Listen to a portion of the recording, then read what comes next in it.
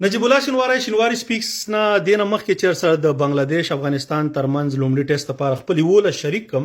اول خو ملکزی صاحب چې دی په مخه دی خشه وفادار مومن سره هم داسې به د نورو سره هم ظلم کړی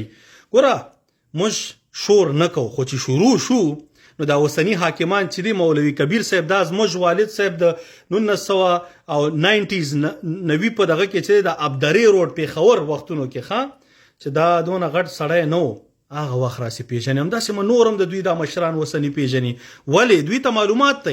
چې دغه سړی چې د پلار نکم غلا نه ده کړې دا په وطن خفه کېدونکي خلک دي او همیشه انصاف عدل او حق سره ودرېدونکي خلک دي نو که اوس موږ راځو کرکټ کې یا وفادار مومند یا اکرام علي خیل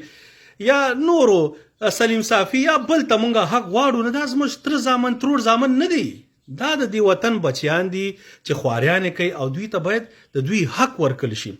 نو انس په زور راغلی ګونګی زادران چکري اشرف چې هر چاته لاس ورکوي چې خپله چوکۍ وساتي نو دا چوکیګانې دا داسې نه دي دا به ستاسې په ملت کې ختمې شي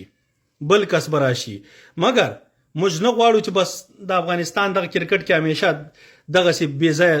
بدلونونه وي پرېږدئ چې ستاسې زورم معلوم شي خو چې دې نه وروسته هر څوک راځي او که موږ راغلو بیا خو ماسې هم نه پرېږدو ځکه دغه به ورکوئ حساب به ورکوئ داسې نشته چې لکه راشي او بس دوه دې وکړه او لاړې نه حساب به در سره کیږي او چې هر څوک راځي هغه باید حساب ورکړي چې وروره زما د راتګ نه مخکې دومره زما پیسې وې دغه وې نو بیا به د زور معلومات وشي چې ته معاش واخلې په معاش باندې ته څنګه لکونه ډالر ګټې خیر هغه د وروسته خبرې دي نو خدای دې وکړي چې اسدالله خان دا زموږ دوست دی او همداسې نور هم دوستان خو چې کله چوکۍ ته لاړ شي چې زیاتی کوي بیا مونږ دوستان نه نو الله دې وکړي چې دی ظلم زیاتی ونه کړي او انشاءالله استعداد ته موقع ورکړي څومره چې زه پیژنم ښه سړی د استعداد ته موقع ورکوونکی دی خو معلومات په وخت سره وشي اوس راځو بنگلاديش افغانستان ترمنځ ګوره دوه ټیمونو کې هلته تمیم اقبال او ثاقب الحسن نشته دلته راشد خان او نور نشته خو زما د خوښې 11 چې دا کوم اویلیبل دي دې کې ابراهیم زادران عبدالمالک ته باید موقع ورکړل شي وان ډاون رحمت شاه نمبر 4 شاهدي 5 بهیر شاه محبوب 6 اکرام علي خیل 7 چې دوی سره دومره اپشنونه نشته نو کریم جنت 8 اظهار الحق نوید 9 زما په نظر باندې به هغه ضیا اکبر خوی خو چې هغه نه ظاهر خان دی